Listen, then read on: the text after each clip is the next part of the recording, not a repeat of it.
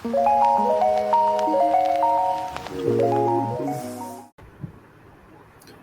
श्री कृष्ण, हर हर महादेव। मित्रों, तो किसी कारणवश हमारी वीडियो नहीं आ पा रही थी और मेरे कॉलेज भी स्टार्ट हो गए, तो उस वजह से थोड़ा प्रॉब्लम हो रही थी। तो आज से हम फिर से अपनी भगवत गीता की जर्नी को कंटिन्यू करते हैं। पिछली वीडियो में हमने यहाँ तक समापन कर लिया था, तो आज हम फिर से प्रारंभ करते हैं।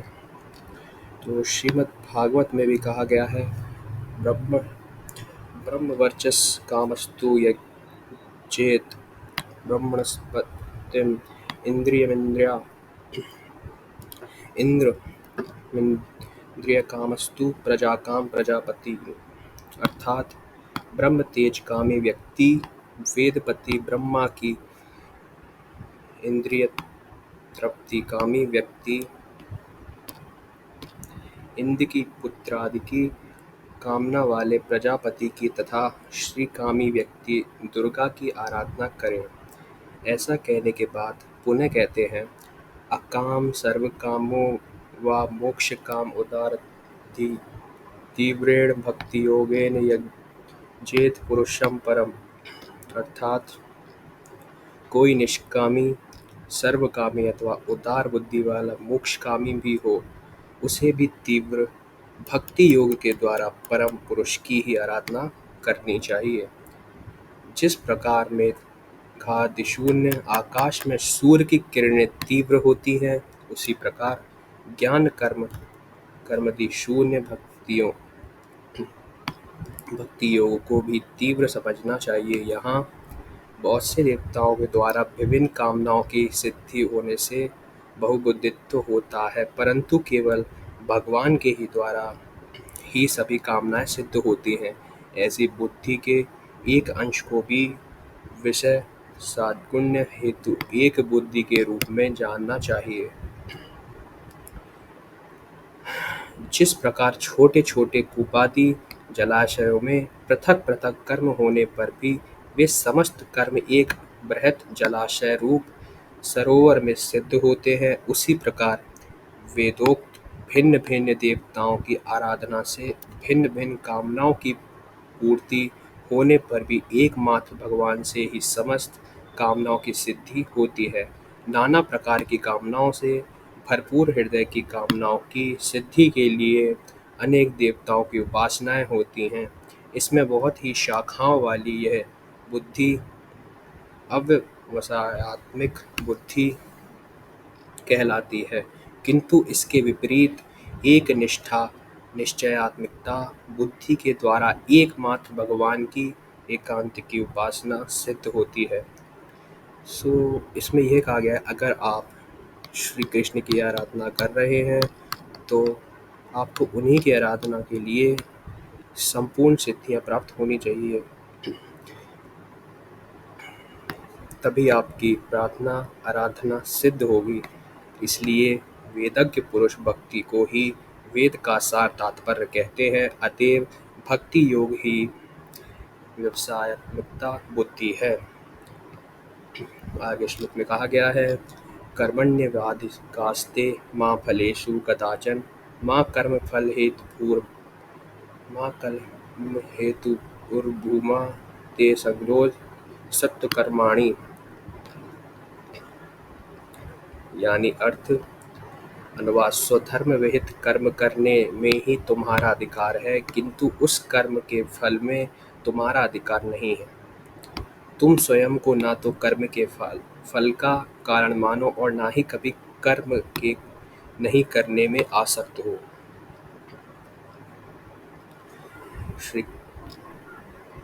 श्री विश्वनाथ जी का भावानुवाद, इस प्रकार एकमात्र अपने प्रिय सखा अर्जुन को लक्ष्य कर ज्ञान भक्ति कर्मयोग की व्याख्याता श्री भगवान ज्ञान और भक्ति योग की बातें कहकर अर्जुन के अनाधिकार का विचार कर इन दो श्लोकों में कर्माणि इत्यादि द्वारा निष्काम कर्म योग की बात कर रहे हैं।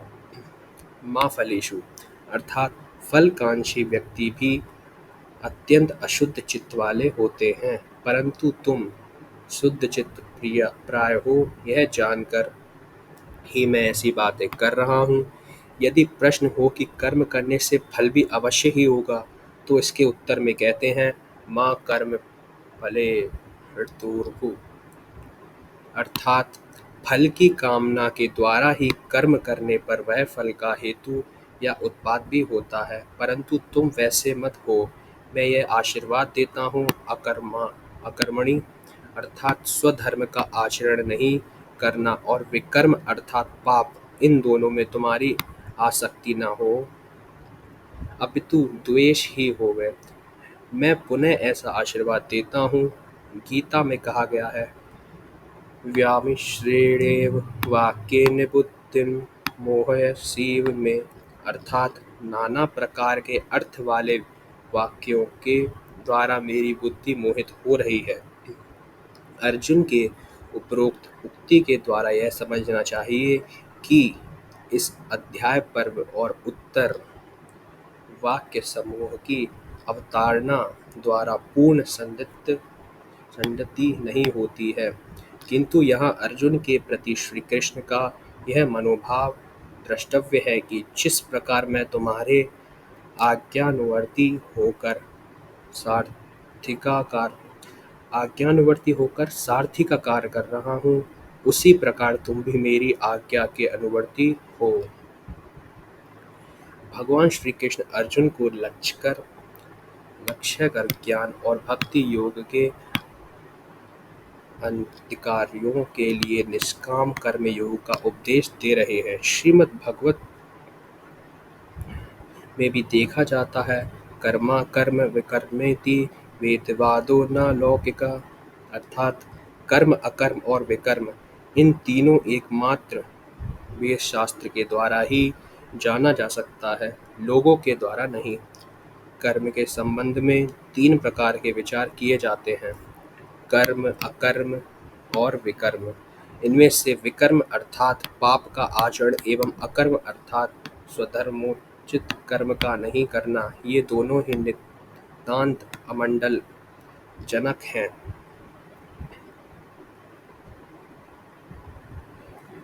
ये दोनों ही अमंगलजनक है। तुम्हारी इन दोनों में अभिलाषा न हो, अतः तुम अकर्म का परित्याग कर सावधानी पूर्वक कर्म का आचरण करो।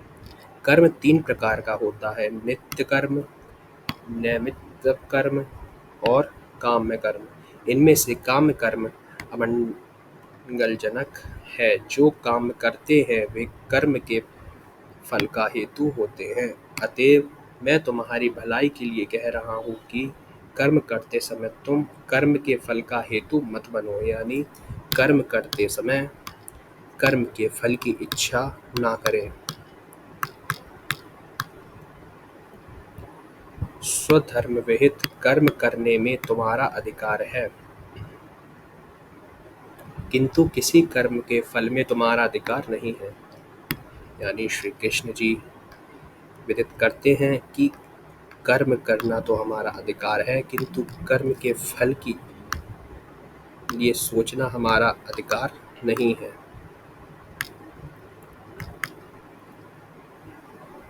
जो लोग योग का अवलंबन करते हैं, उनके लिए संसार निर्वाह करने के लिए नित्य नैमित्तिक कर्म स्वीकृत है। श्री भक्ति विनोद ठाकुर के द्वारा ये बतलाया गया है। योगस्थ कुरु कर्माणि सन्नव्यक्त्वा धनंजय सिद्ध्यो समो भूत्वा समत्वम योग उच्यते। यानी हे धनंजय, कर्म फल की सफलता तथा असफलता, जय तथा पराजय एवं कर्म में आसक्ति का परित्याग कर भक्ति योग से युक्त होकर समभाव से स्वधर्म विहित कर्म करो, क्योंकि ऐसा समत्व भाव ही योग कहलाता है। श्री विश्वनाथ जी का अनुवाद। निष्काम कर्म जिसका प्रकार का होता है, योगस्थ इत्यादि के द्वारा श्री भगवान इसकी शिक्षा दे रहे हैं कि वे कह रहे हैं कि जय और पराजय में समान भाव वाला होकर स्वधर्म अर्थात संग्राम ही करो। इस निष्काम कर्म योग के फल से ही ज्ञान योग प्राप्त होता है। इस प्रकार पूर्व और परवर्ती श्लोकों का तात्पर्य ज्ञान योग ही जानो। कर्म फल की सिद्धि तथा असिद्धि में जो समबुद्धि होती है उसे ही योग कहते हैं। दूरेण वरम कर्म बुद्धि योगानंजय बुद्धो शर्मान विच कृपणा फल हेतवा। हे धनंजय, क्योंकि काम कर्म भव भगवत अर्पित निष्काम कर्म योग से अत्यंत ही निकृष्ट है, अतः तुम निष्काम कर्म योग का आश्रय ग्रहण करो। फल की कामना वाले कृपण होते हैं। सकाम कर्म की निंदा करते हुए श्री भगवान दुरेण इत्यादि कह रहे हैं, काम में कर्म अवरम अर्थात अति निकृष्ट होता है। परमेश्वर को अर्पित निष्काम कर्म योगी बुद्धि योग कहलाता है। यहाँ बुद्धों का तात्पर्य है निष्काम कर्म एवं बुद्धि योग का तात्पर्य है निष्काम कर्म योग। बुद्धों का तात्पर्य निष्काम कर्म एवं बुद्धि योग का तात्पर्य है निष्काम कर्म योग। कृपण, जो लोग निष्काम कर्म योग का तात्पर्य नहीं समझ पाते तथा कर्म फल में आसक्त रहने के कारण अब कभी सुखी और कभी दुखी होते हैं, वे कृपण हैं। बृहदारण्यक में इसे और भी स्पष्ट रूप से बताया गया है। एक समय महाराज जनक के राज दरबार में तत्ववेत्ता महर्षियों और ब्रह्म ऋषियों का समागम हुआ था। महाराज जनक के सैकड़ों नए दुधारू गायों को सुंदर सुंदर बछड़ों सहित अपने राज कर्मचारियों द्वारा मंगवाया। सभी गायों के सींग सोने से एवं खुर चांदी से मढ़े हुए थे। सोने के अलंकारों से सुसज्जित वस्त्र उनके पीठ पर शोभा पा रहे थे। महाराज जनक के उन ऋषियों की ओर मुड़कर बड़े ही नम्रता से हाथ जोड़कर कहा, मैं प्रार्थना करता हूँ कि आप लोगों में से जो ब्रह्मवेत्ता है वे इन गायों को ग्रहण करें। सभासदों में परस्पर कानाफूसी होने लगी। कोई भी सहसा अपने को ब्रह्मवेत्ता बताकर गायों को ले जाने के लिए खड़ा नहीं हुआ। महाराज ने पुनः उनकी ओर गंभीर मुद्रा में देखा। इस बार महर्षि याज्ञवल्क्य ने उठकर अपने छात्रों को संबोधित करते हुए कहा, वटु, इन गायों को हाँक कर मेरे आश्रम ले चलो। ऐसा सुनकर महर्षियों ने उनका प्रतिवाद किया और कहा, क्या आप ब्रह्मवेत्ता हैं? महर्षि याज्ञवल्क्य ने उत्तर दिया, ब्रह्मवेत्ता के चरणों में मेरा प्रणाम है। तथापि आप लोगों को इस विषय में कुछ परीक्षा लेनी अथवा कोई जिज्ञासा हो तो आप ऐसा कर सकते हैं। महर्षियों ने नाना प्रकार के प्रश्न किए और उन प्रश्नों का यथोचित उत्तर महर्षि याज्ञवल्क्य ने दिया। सबके अंत में महाविदुषी गार्गी ने बड़ी नम्रता पूर्वक पूछा, कृपण कौन है तथा ब्राह्मण कौन है? इसके उत्तर में महर्षि याज्ञवल्क्य ने कहा, यो वा एतदक्षरं गार्ग्यविदित्वास्माल्लोकात् प्रैति स कृपण। अर्थात, हे गार्गी, अच्युत वस्तु स्वरूप भगवान को जाने बिना ही जो लोक से चले जाते हैं वे कृपण हैं। जो भगवान को जाने बिना ही इस लोक से चले जाते हैं वे कृपण हैं। श्रीमद् भागवत में भी ऐसा कहा गया है, कृपण गुण वस्तुदृक् अर्थात गुण से पैदा हुए विषय को ही परमार्थ वस्तु मानते हैं, वे कृपण हैं। कृपणों यो जितेंद्रिय अर्थात अजितेंद्रिय व्यक्ति ही कृपण हैं। बुद्धि युक्ति जहाती उभय सुकृतुष्टकृते तस्मात् योगायुज्यस्व योग कर्मसु कौशलम्। बुद्धि योग से युक्त व्यक्ति इस जन्म में ही सुकृत और दुष्कृत दोनों का परित्याग करते हैं। अतः तुम निष्काम कर्म योग के लिए चेष्टा करो। समभाव के साथ बुद्धि योग के आश्रय में कर्म करना ही कर्म योग का कौशल है। श्री विश्वनाथ जी का भावानुवाद। यहाँ योगाय का तात्पर्य है पूर्वोक्त लक्षण वाले योग के लिए। युज्यस्व का तात्पर्य है चेष्टा करो, अर्थात संभावयुक्त होकर निष्काम कर्म योग के लिए चेष्टा करो, क्योंकि सकाम और निष्काम कर्म में उदासीन यानी निष्काम होकर कर्म करना ही योग है एवं यही निपुणता है। कर्मजन बुद्धियुक्ता ही फलम त्यक्त्वा मनीषिणः जन्म बंध निर्मुक्ता पदम गच्छन्त्यनामयम्। अनुवाद। बुद्धि योग से युक्त पंडित गण कर्म जनित फल को त्याग कर जन्म बंधन से मुक्त हो जाते हैं और अनामय पद को प्राप्त करते हैं। यदा ते मोहकलिलं बुद्धिर्वृत्तिरिष्यति तदा गन्तसि निर्वेदं श्रोत्रस्य श्रुतश्च च। अर्थात जब तुम्हारी बुद्धि मोह रूप सघन वन को पार कर जाएगी, तब तुम सुनने योग्य और सुने हुए विषयों के प्रति वैराग्य प्राप्त करोगे। इस प्रकार परमेश्वर के प्रति अर्पित निष्काम कर्म का अभ्यास करने से तुम्हारा योग होगा। इसके लिए ही श्री भगवान यदा इत्यादि कह रहे हैं, जब तुम्हारा अंतःकरण मोह रूप गहन को विशेष रूप से पार जाएगा, तब तुम्हें सुनने योग्य अर्थ समूह एवं सुनने हुए अर्थ समूह से वैराग्य प्राप्त हो जाएगा। यदि प्रश्न हो कि असंभावना क्षमा करें, असंभावना और विपरीत भावना नष्ट होने पर शास्त्र के उपदेशों को सुनने से मेरा क्या प्रयोजन है, तो इसके उत्तर में कहते हैं, अभी मेरे द्वारा कथित साधन समूह का प्रतिक्षण अभ्यास ही सर्वथा उचित है। निर्वेद द्वारा देह में आत्मबुद्धि रहने के कारण जीवों की संसार में आसक्ति होती है। यही संसार का मूल कारण है। जब तक यह संसारासक्ति रहती है, तब तक जीव को ना तो तत्व ज्ञान होता है और ना ही संसार की विरक्ति होती है। संसार से अनासक्त होने ही निर्वेद है। निर्वेद सहज ही नहीं होता। परमेश्वर के प्रति अर्पित निष्काम कर्म के द्वारा क्रमश देहात्म बुद्धि नष्ट होती है।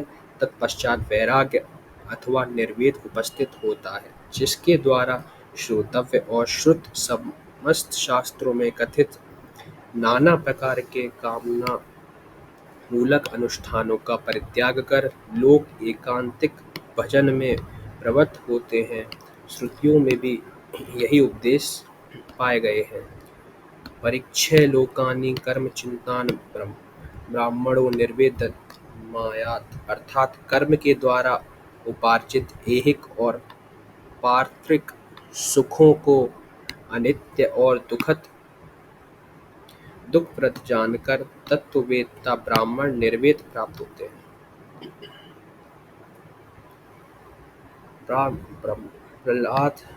प्रहलाद महाराज ने भी ऐसा कहा है।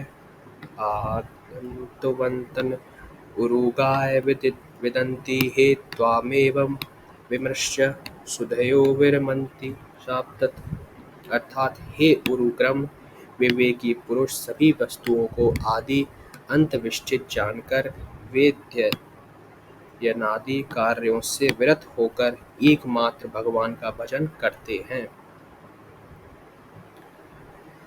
तो आज हम यहीं पर विश्राम देंगे। आगे आने वाली वीडियोस में हम और भी श्रीमद् भगवत गीता के बारे में जानेंगे। तब तक के लिए बहुत बहुत धन्यवाद। जय श्री कृष्ण, जय श्री राधे, हर हर महादेव।